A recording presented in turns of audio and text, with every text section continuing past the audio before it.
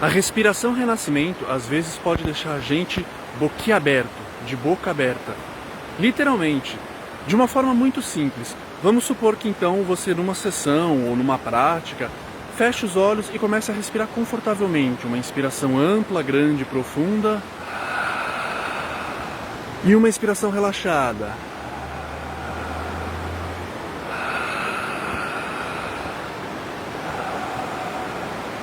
À medida que esse processo vai podendo acontecer, é natural que o corpo vá se energizando, vá se relaxando e a capacidade de confiar e cada vez mais se entregar, estar disponível para a própria experiência, vá se aprofundando. Então o que vai acontecendo muitas vezes é, à medida que a gente vai respirando, toda essa região da musculatura facial eventualmente começa a suavizar, começa a amolecer. E algumas tensões eventuais que estejam no maxilar aos poucos vão cedendo, vão como se fossem se dissolvendo, e a gente eventualmente vai percebendo que o maxilar vai tendo uma abertura mais profunda em reflexo do relaxamento que vai se aprofundando no nível mental e emocional. Então, se alguém fosse ver a gente enquanto respira, talvez notasse que a gente está literalmente de boca aberta, eventualmente. Dependendo do nível da experiência, a gente vai podendo ter uma sensação interna, eventualmente de admiração, quase de encantamento, com alguns estados que vão se propondo, que até a expressão dos olhos eventualmente vão indo um pouco para cima, como ficando de olhinhos revirados. Algumas vozes podem estar vindo aqui do centro da garganta, que vão soltando, eventualmente a garganta até ficando um pouco mais lubrificada.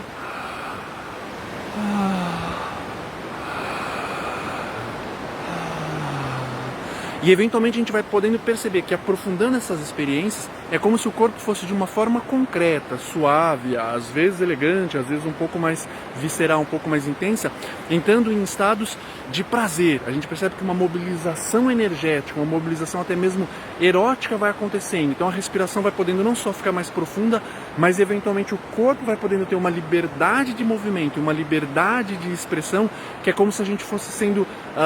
tomado, como se a gente fosse sendo preenchido, como se a gente fosse sendo magnetizado por uma energia de apreciação, uma energia que a gente vai percebendo internamente como eventualmente deliciosa, como eventualmente até mesmo em alguns aspectos deslumbrante, quando a gente tem o tempo suficiente para ir se dedicando à experiência, sustentando ela para que ela possa atingir determinados volumes, determinados ápices. Então, no meio de uma sessão, a gente poderia estar desde uma respiração um pouco mais fogosa, mais potente, mais impetuosa,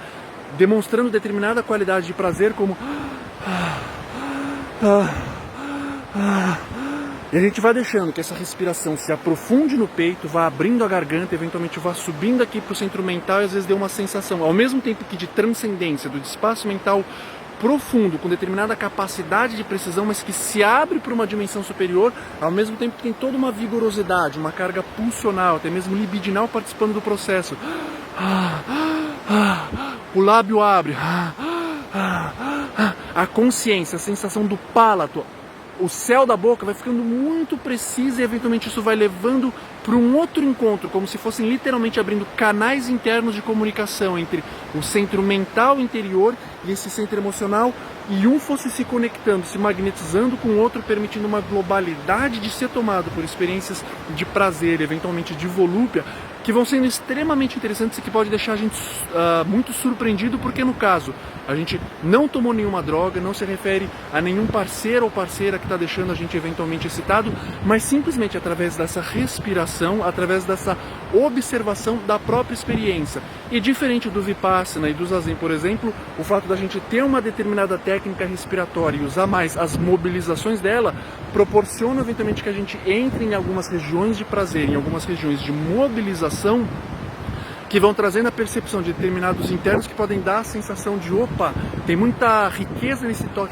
nesses territórios internos, talvez eu queira pesquisar um pouco mais disso, eu estou me interiorizando, mas ao invés disso significar um silêncio chato, sem graça, ou uma concentração um pouco árida, um pouco abstrata, pelo contrário, eventualmente a gente vai podendo experimentar determinados estados que são interessantes, que vão trazendo um enriquecimento sensorial, vão trazendo uma soltura emocional, vão trazendo uma sensação de expansão mental e um prazer concreto, fisiológico, ao mesmo tempo que determinadas qualidades de silêncio, de paz. E uma coisa paradoxal que aos poucos vai acontecendo é como que a gente eventualmente poder ser tomado por ondas de prazer e observá-las acontecendo, seja nas formas mais vigorosas ou nas formas um pouco mais suaves, um pouco mais plácidas, e ao mesmo tempo perceber que é uma qualidade de observação, é uma forma de prestar atenção que permite que esse processo cresça, se manifeste, ao mesmo tempo rico, mas com certa sobriedade, com certa lucidez. Então algo que vai podendo acontecer através das respirações renascimento em algumas experiências, não é a todo momento, não é sempre, mas em algum momento, dentro do processo de lapidação, a gente vai podendo ver determinados rompantes ou determinados crescendos de prazer, de energia, algumas preparações de preâmbulo de determinados tipos de êxtase, ao mesmo tempo ali que a gente está sóbrio, cultivando uma determinada qualidade de observação. A gente está cultivando o observador, mas eventualmente é um observador participante que eventualmente se percebe se desmanchando em determinadas ondas de prazer, em determinadas qualidades de respirações mais orgásticas, em mobilizações corporais mais completas, mais plenas, mais intensas. Uma tendência que pode acontecer nesses momentos é eventualmente a gente cindir a experiência, como se fosse ao estar respirando e eventualmente perceber que talvez a expressão que esteja acontecendo, a mobilização corporal que esteja acontecendo, possam gerar certa vergonha, ou a gente possa não estar acostumado eventualmente com essa carga de espontaneidade, a tendência eventualmente é a gente trancar eventualmente a expressão e a mobilização para voltar para um registro mais comportado, que é apenas relaxado, como se fosse...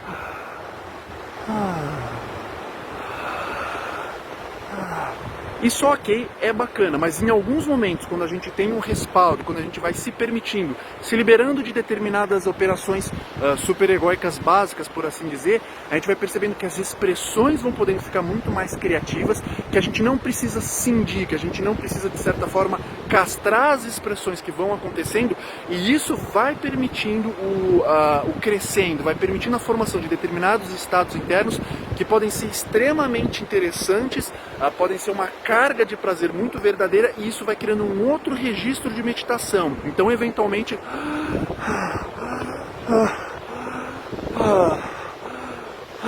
a gente vai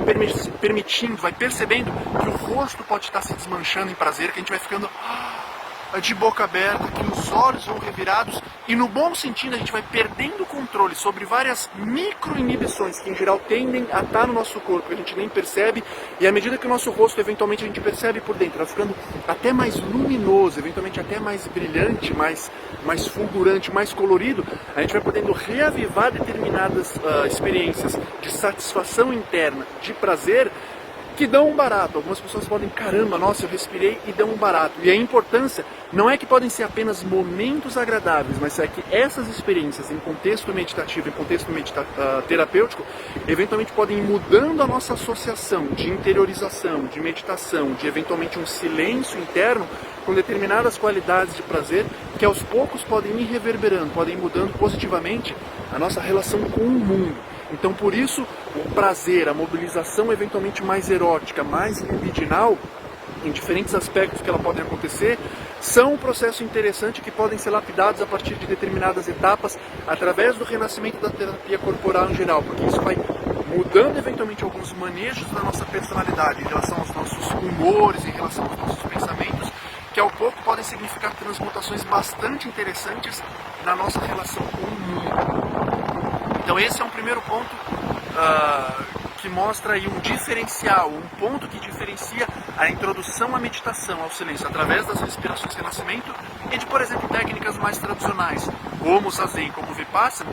em que eventualmente a preocupação é ficar imóvel, observar a experiência e tentar não interferir nela, que às vezes não dá tanta liberdade, não dá tanto combustível para eventualmente a gente experimentar alguns estados que tem um pouco mais de ginga, que tem um pouco mais dessa mobilização que vem das nossas raízes mamíferas biológicas. Quando a gente tem a oportunidade de fazer um trabalho em que a gente brinque um pouco, mobilize um pouco, passeie por esses registros mais mamíferos, de prazer mesmo, de satisfação de estados internos, eles vão ficando no registro que aos poucos podem me ligar para outras formas de prazer através da meditação eventualmente mais silenciosa e mais imóvel. E inclusive o próprio registro de prazer, que de início, para a gente, eventualmente é muito mais fácil descobrir através das mudanças de temperatura, das mudanças de respiração e muscular, então todo o trabalho muscular da minha região torácica, eventualmente da região abdominal, a sensação dos músculos da pelve e da própria respiração do ritmo é que vão mostrando o quanto uma qualidade de prazer vai nascendo e se mobilizando no meu corpo. E isso pode migrar, eventualmente no futuro, para determinados estados em que a gente está simplesmente parado, por exemplo, numa posição